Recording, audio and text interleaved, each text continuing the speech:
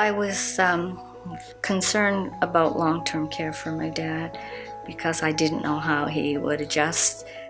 When you come into long-term care, it is frightening for our residents. They don't know what to expect. It's the fear of the unknown. The stigma that people have thought in the past about long-term care is that the quality of care maybe isn't really reaching the standards that families and people in the community thought it should, which is absolutely not the case.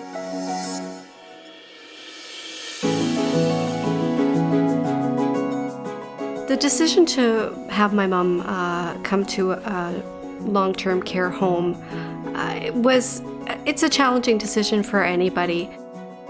I was more than concerned. I was afraid.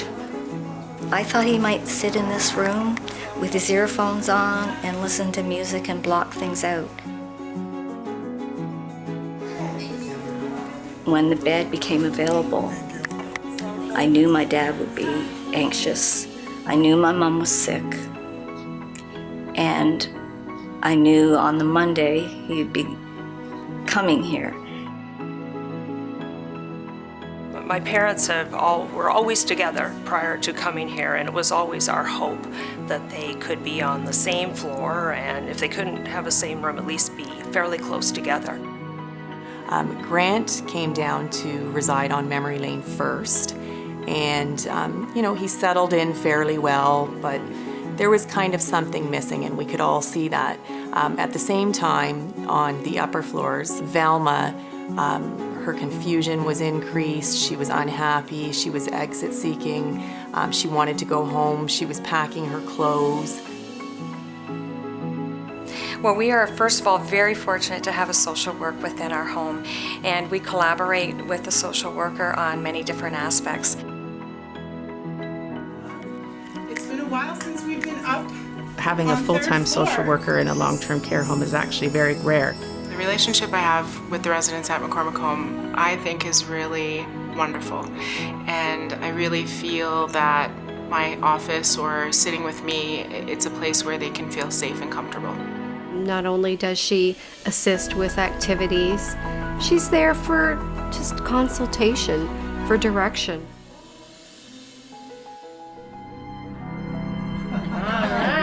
Thank you, everyone. Thank you so much. Have a great week, everybody. We'll see you again next Wednesday. We have a lot of different unique programs within our organization.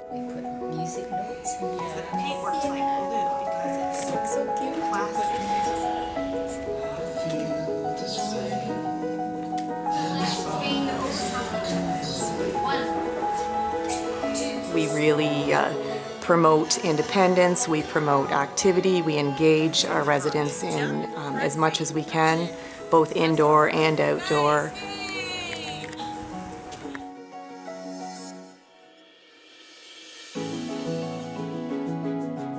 It's amazing to see the joy that it brings to the lives of the residents.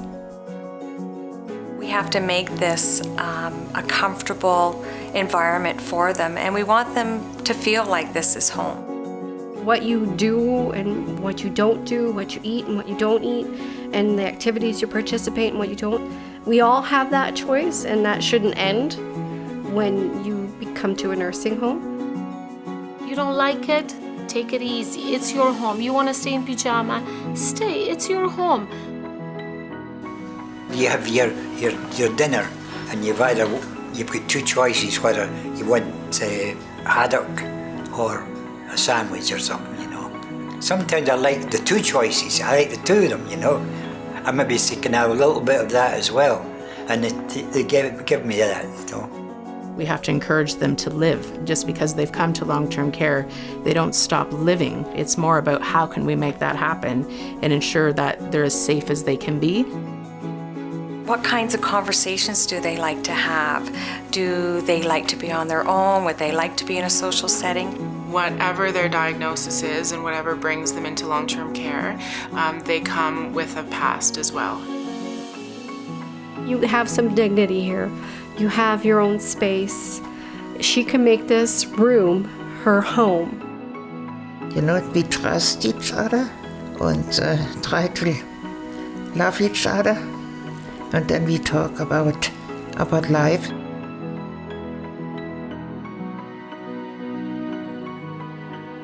My dad has flourished here. My dad is trying things that he would not have been trying before. And the one time it was very dark, and Sue says that I should have a vest. So every time I go walking, I have this vest. And it's, and if anything happens to me, it's got on the back of it, McCormick Home. So if I get lost, that's where I belong, McCormick Home. The thing is, he wants to be out there. That's what he enjoys. That's what he loves to do. We can't take that away from him if that's what brings him satisfaction in his daily life. It took a little time, but over time it's gotten where she feels so comfortable, and there's activities and there's things to do and there's distractions in the day. Lots of movements here, so don't give you any rest, you know. You got to sneak for your rest. That's good. That's good for me. Met so many people here. You wouldn't believe it. Last night I called here, and I'm calling between 6:30, 8 o'clock. She's not in her room. Where is she? What is she doing? She calls me back at around 8, said, "Oh, I was out singing and dancing." And I'm like, that's fantastic. I want to hear that. I want to hear that she's doing something. I'm just sitting watching TV. He phoned me up to tell me he made flower arrangements, and he was so excited. And he's done art and dancing and singing, all these things. He's loving it. I do a lot of things, like I look after the petunias in the East Garden and the tomatoes and that, I water them. And in the balcony I've got some flowers there. So I keep pretty busy. But those are the ways my dad's dealing with the loss of Mom, in a way of remembering her and honoring her. When my dad was on the other floor, that was the issue. He was always looking for Mom. And people would see him in the hall and they'd say, "Where are you going, Grant?" "Oh, I have to find Belma."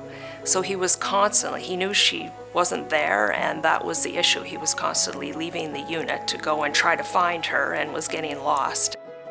We used to go all over the Wonderland and all over for dances. As soon as the opportunity arose, they were able to have her move down to the same home area as Grant. We knew that we had to make sure that if they wanted to be together, we needed to have them together. To see the change and the success in that change has been overwhelming to staff, and particularly to Velma and Grant themselves. The Gowan Locks would have their door open, and to see a husband and wife snuggling for an afternoon nap and watching their TV show is just so moving. We know at some point my dad will probably not know who my mom is. So we want to keep them together as much as possible to keep those memories intact. When we offer our pub nights or our family nights on Memory Lane, we have an entertainer from the community come in, and it's just a fun night. The participation is, I would say, 99%. When the music's on, their shoulders are moving, their feet are tapping, there's a smile on their face. It's not unusual for the dietary staff, the housekeeping staff, to walk through the program and stop for a dance with our residents, which to me really sends an amazing message that we really are all very compassionate and we all really work as a team. So residents who live in McCormick Home have a truly different experience, and a lot of that, I believe, comes down to the foundation's support. They provide additional funding and enhance the quality of life that we see each and every day. I think one of the reasons I'm so happy here is everybody's so nice to me. It sounds kind of silly saying that, but that's what it is, they're so nice. Foundation really is truly what makes a difference here. He would tell me he's on a cruise ship, and because he was getting taken care of so well. And he talked about it being home. The first time he said, it's time to go home. And so, of course, that's the word you want to hear. I like it, couldn't be in a better place. And I really believe that, truly. That's where I belong.